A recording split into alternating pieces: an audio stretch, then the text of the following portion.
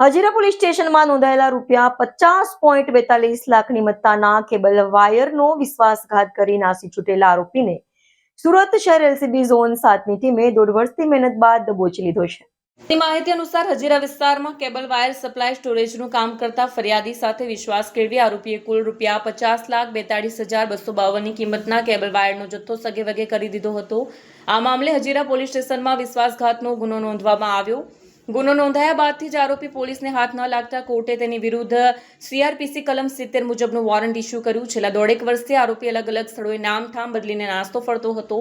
આ દરમિયાન LCB zone 7ની ટીમને મળેલી ચોક્કસ બાતમીના આધારે ટીમે વોચ ગોઠવીને આખરે આરોપીને કામરેજ 4 રસ્તા ખાતેથી ઝડપી પાડવામાં સફળતા મળી।